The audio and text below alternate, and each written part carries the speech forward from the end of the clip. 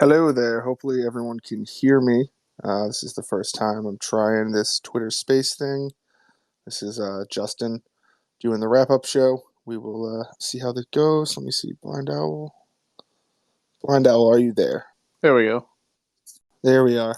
So we're going to try out this Twitter Space thing. Me and Dave were talking last night. We think it could be a good little way to kind of bounce around from platform to platform, doing the wrap up show, trying to get more fan involvement.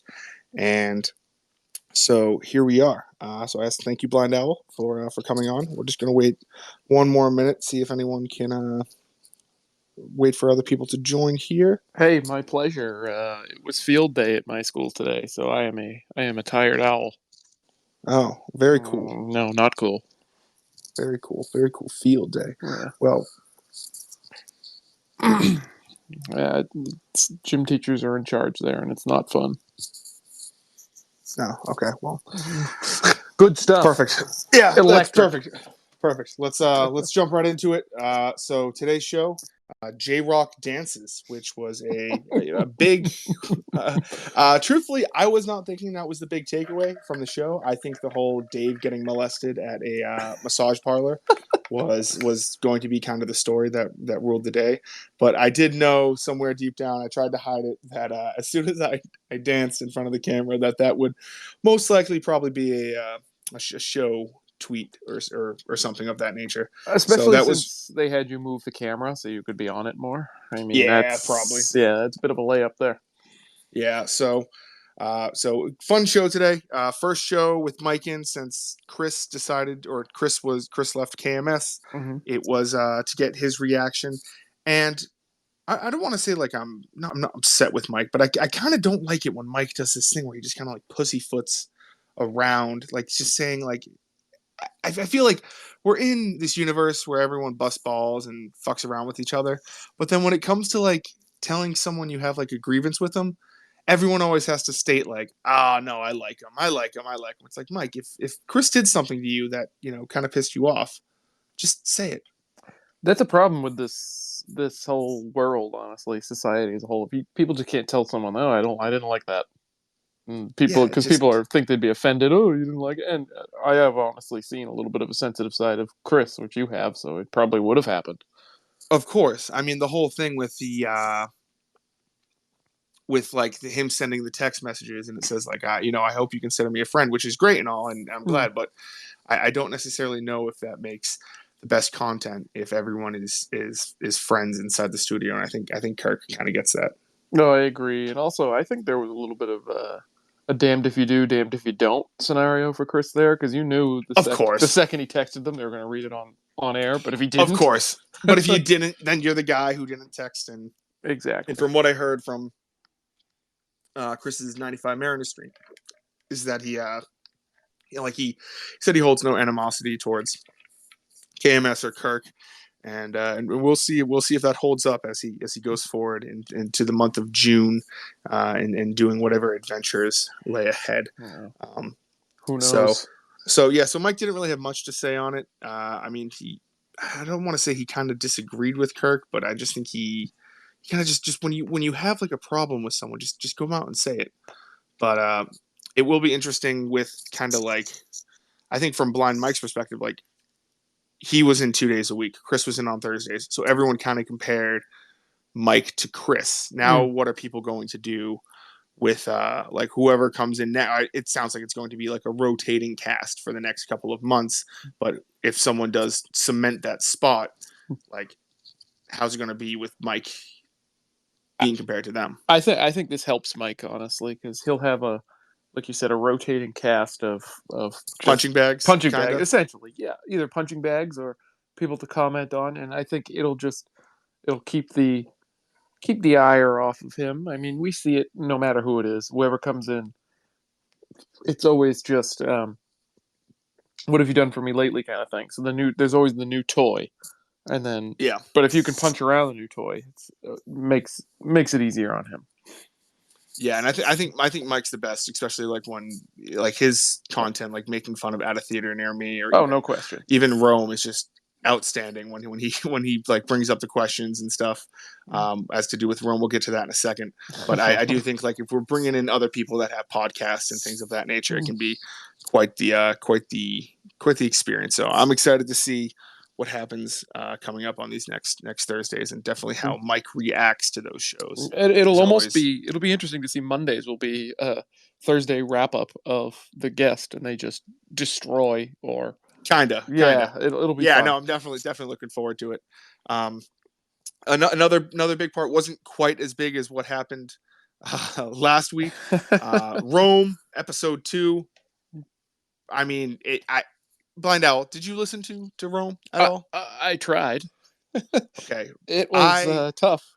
No, I listened to it. I will say it's very well produced. It's very well put together. Oh, with Toronto, that'll never be an issue. I don't understand what it is. He said he was going. Maybe I'm just stupid. I am stupid.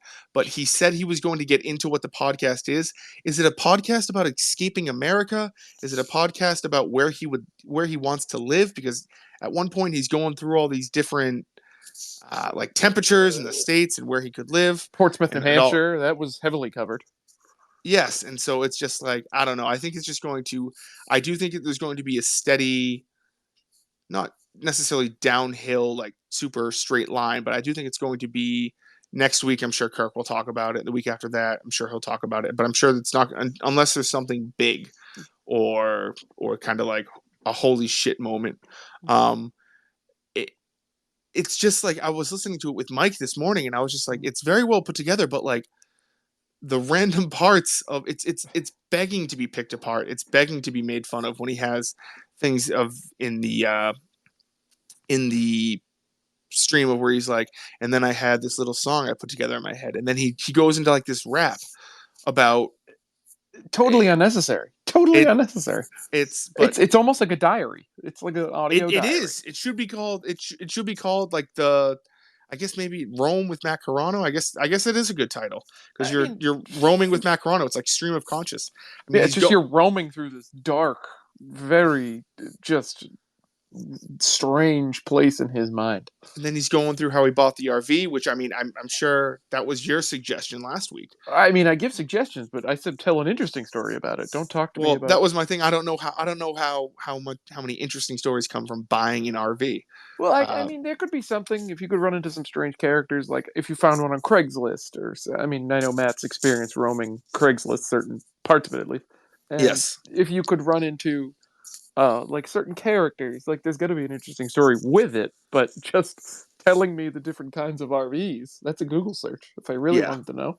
Yeah. My biggest takeaway, honestly, from that was listening to the sound of Jerry and Craig reacting to it and just thanking God I enjoy Kirk Minahan and the Kirk Minahan show, and I'm not like a Jerry Callahan stan, because that was just humorless. It really wasn't fun.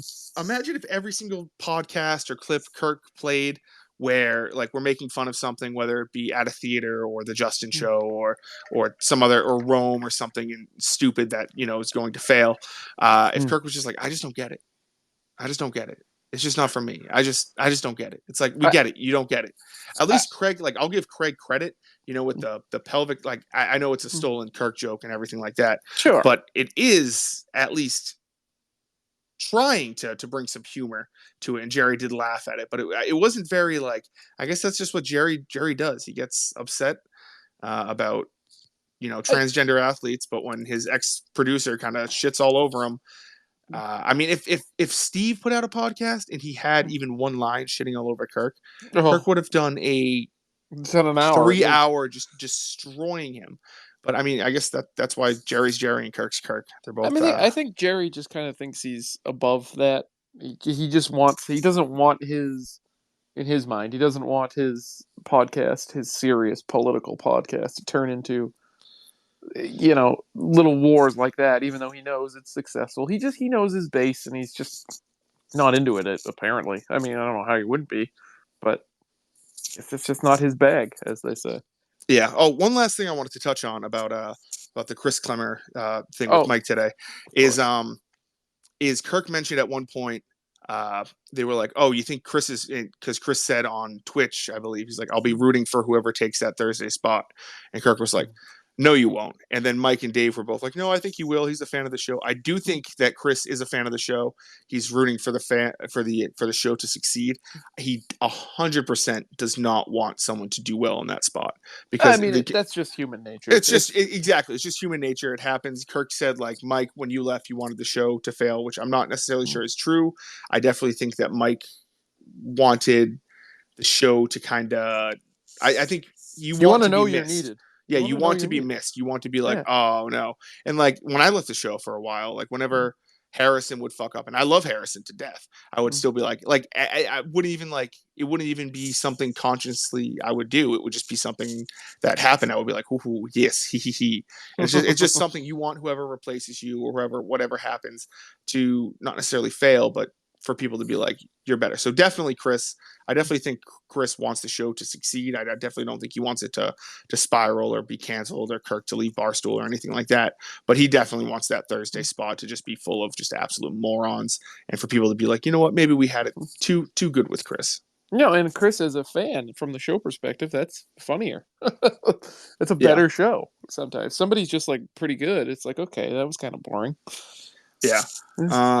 So before we get to the to me dancing at the gay club, let's get to so Jim Murray's phone call today. I think it's a masterclass in how to deal with a prank phone caller and to appease Kirk. It's not a masterclass in letting the audience know what's going on. I can just imagine someone listening to Gasper and Murray on a Saturday, and they're like, and he's like, when he says like, you know what, I would go to work, blah blah blah, I'd be worried about my marriage. You're like, okay, and then he starts talking. He's like, you know, you're sitting at home managing a 20-30-year-old baseball team. I'd be like, what the fuck is he talking about? I'd probably I don't know. I guess it would be entertaining because it's like something is going on here, but it's it's a great it's a great thing to appease. I like it how he was able to do it on his own show. The only thing is, I will say, is that he is normally silent whenever these calls come up on Felger and Maz. I mean,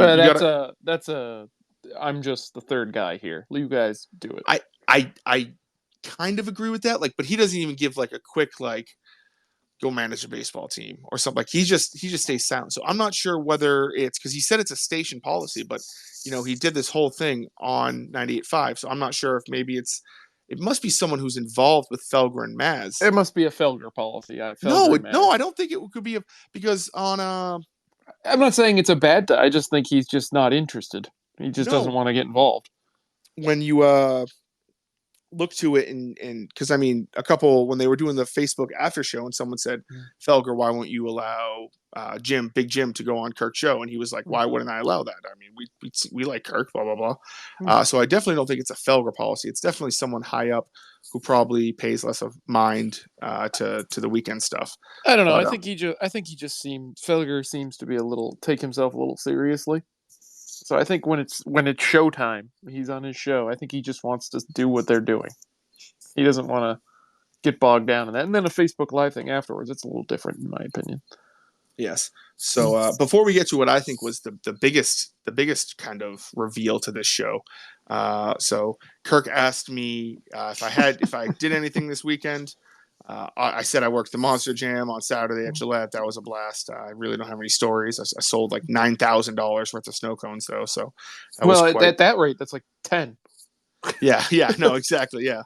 Wait a year and exactly that will be 10. And then Sunday I just slang hot dogs and sold beer. Nothing too exciting. But Friday night, yeah, I had to take my grandfather. He had some blood clots in his leg, but he's all good. But then a couple of my friends were going out, and so I decided to meet them out. And then we were going from the bar we were pre-gaming at to we were trying to figure out something else. Someone suggested this club. We were all like, sure, let's go. It's the first weekend of Pride Month. Everyone's very prideful right now, so we went there, had a blast. It's a good time, and I think Kirk was surprised when he said, he's like, well, what did you do? And I was like, well, I danced. I mean, it's you're at a club, you gotta dance. I will say, I was probably a bit more intoxicated.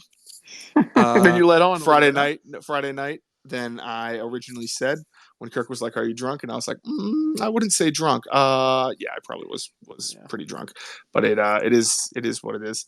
The and then Kirk was just surprised by dancing. So when he originally when he called me into the room, I thought he was going to be like look at this fucking piece of ass. Like, oh, I bet all the men were after him in the Are you what would be called a bear in that community? I don't quite know. I believe so. I'm a big boy. I'm a little bit hairy.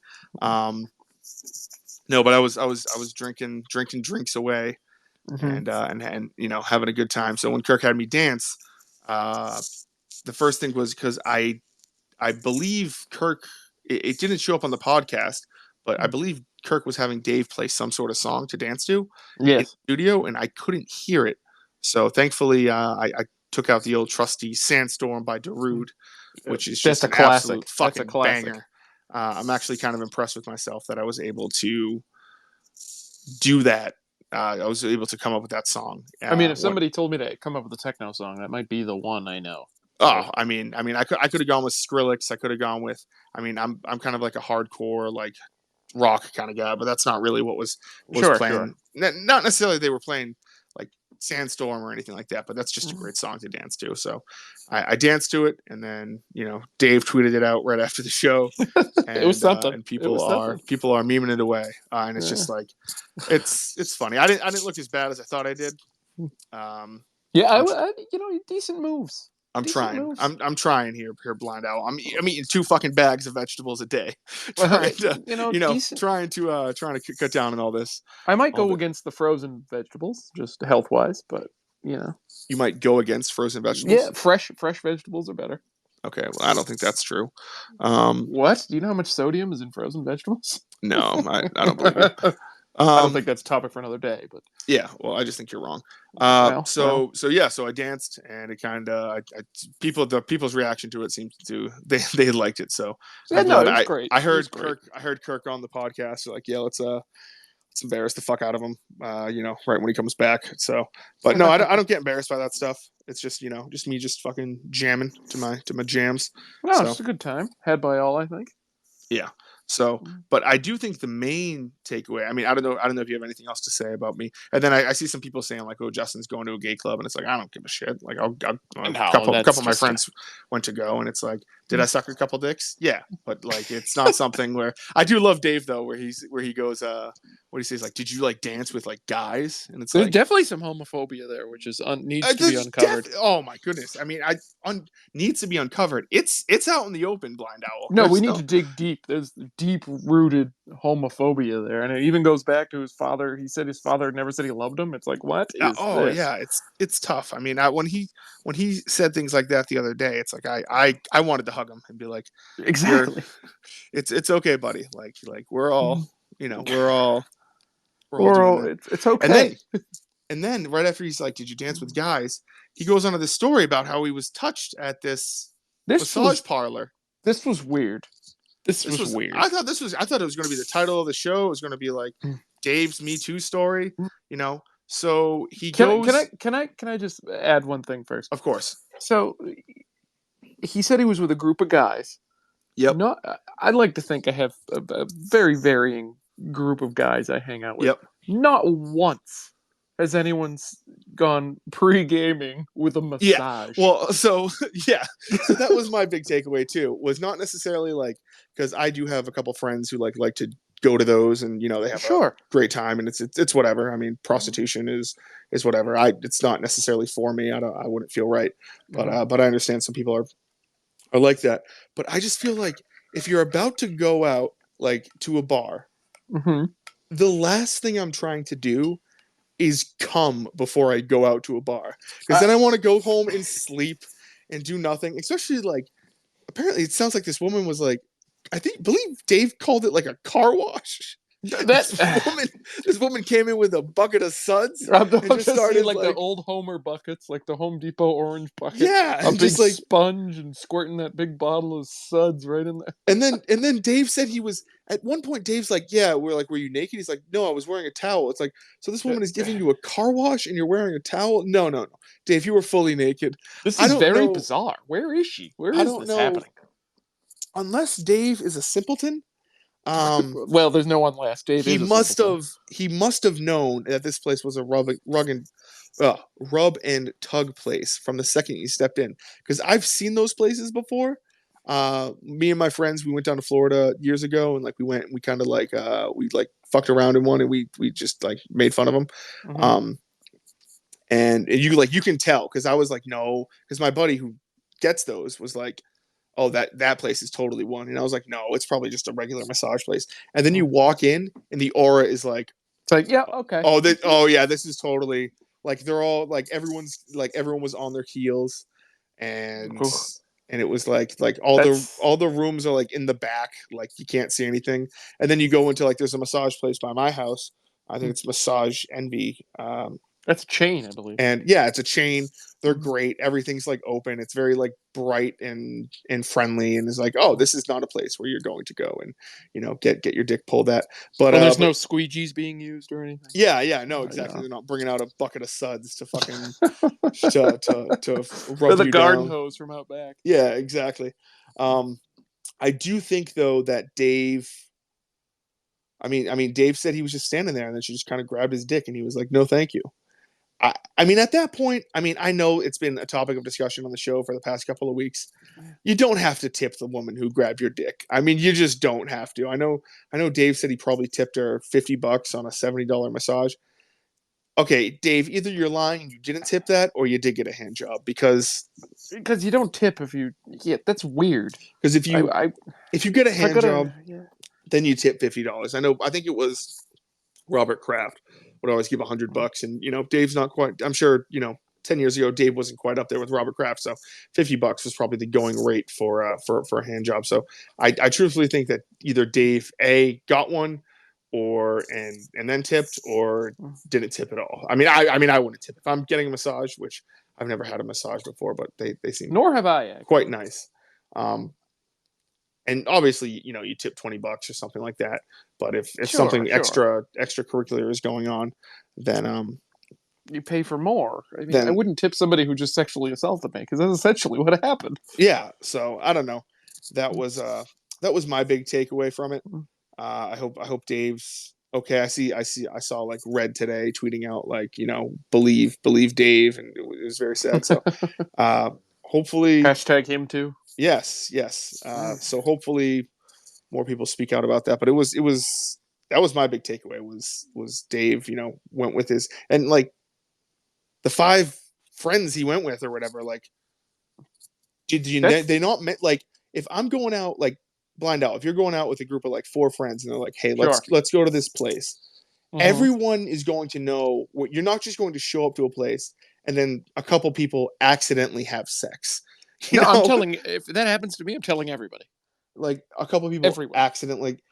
No, there was no accident involved there. I can just see somebody knew. I can just see it like, oh yeah, let's go out at 8 p.m. to this who's getting a massage at 8 p.m.? That's just weird. Right before you pregame, you come, you get your fucking shoulders relaxed, then you go out to a club or to a bar. So oh my god, it's just so. And I think this bleeds into the homophobia thing. What's going on here? Yeah, something's mixed up there. I don't know. So as we talk into kind of like the calls and things, which I think there was a very funny call today. I think Wolfman is kind of rising up the stats. If anyone anyone wants to join or request, just we're taking questions. Ooh, happy to. Yeah, if anyone had no, we're not taking questions. That was a joke. Yeah, no one gives a shit. Yeah, if anyone has anyone wants to talk about the show today, just request and we will let you in. For those otherwise cited, the things on the bottom left. Oh, here's one that might be something. Here is Gay Dave. Oh, good lord! Out of the closet, Cully. Let's see here. Out of the closet, Cully. Are you there? Gotta unmute yourself.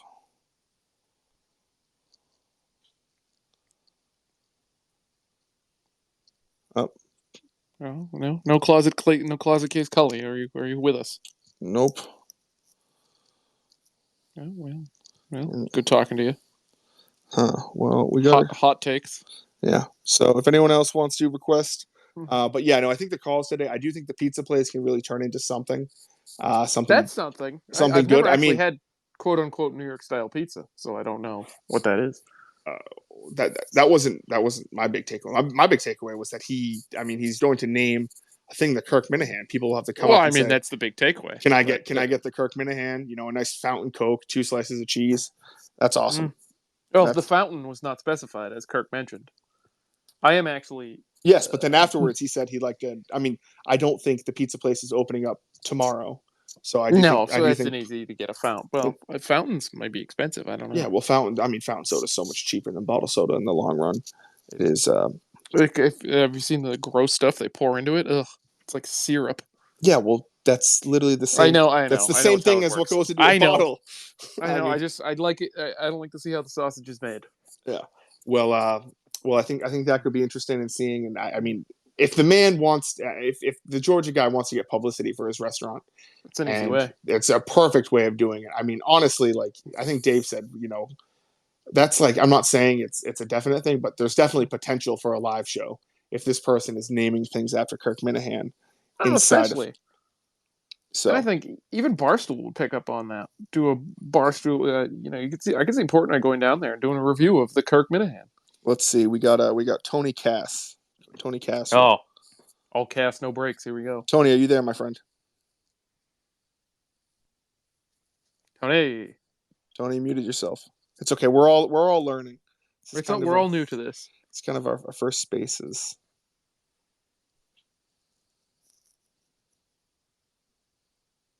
Tony, you with us or against us here? Okay. Well, he's muted. Yeah. Well, you gotta. Get on mute on the bottom Okay. left there. So. I there literally he just is. did it. Request again as we talk about. So I do think Wolfman is doing a fantastic job as a caller to That's a great call. It at first it was turned into something, and I was kind of on the fence with it, but then he's really evolved. Yeah, I mean, me and Wolfman will probably be slaying pussy this weekend. So I think that's Just definitely a top call, and I think that can be kind of a new call-in character. Tony, are you there, my friend? Can you hear me? I can. All right, there we no, go. I cannot. Nope. That was a No, you joke. can't Yep. see me. Big Very difference. funny. Yes. Okay, let's get it going. We're All almost right. done here. Circling back to the Chris situation here with Thursdays, and more specifically, Justin, about Harrison. So, are you saying that after you left the show, you were actively rooting against Harrison? Because Not that's actively. kind of what you're saying about Clemmer in the Thursday spot. No, not saying I was actively rooting against him, but it's just something where once you leave and someone kind of replaces your role, when Harrison would kind of fuck up a little bit. I'm not saying it would like consciously be like yes, but it would kind of be like a ooh haha. Like that's just how when someone replaces you in a role, that's how you feel. Yeah, I can understand what you're saying there. It sounded like you were kind of getting towards like when Harrison fucked up, you were laughing like that was a good thing. Because I don't know, he didn't really dance on your grave too hard when you fucked up Of course a few not. times. So I mean, No, of course. I'm saying. I mean, I'm doing exactly what I criticized Mike of doing, but it's a human nature thing. When you leave, you want someone to fuck up in that sense, so you can be like, "Ha, see, people know." So, like, do you hate Harrison, or is there like a I good relationship there? No, I love Harrison, and I wished him the best, but it was just things when like I mean it was great show content when he called in and did the whole Magnolia thing.